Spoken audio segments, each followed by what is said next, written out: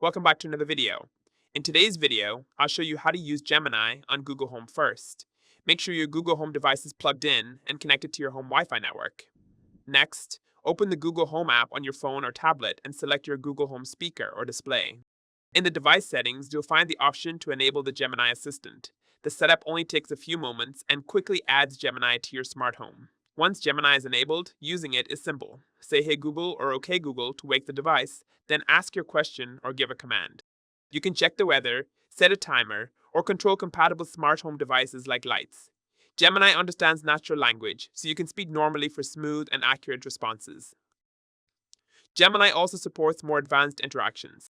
It understands context, allowing you to ask follow-up questions without repeating yourself.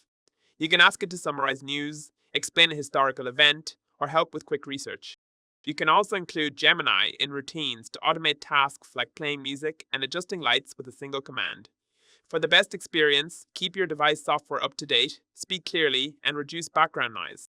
Being specific with your requests also helps. For example, ask for a particular artist or genre when playing music. Be sure to check the Google Home app regularly for new features and settings that can improve your experience. That's it. That's it. If you found this video helpful, don't forget to like and subscribe.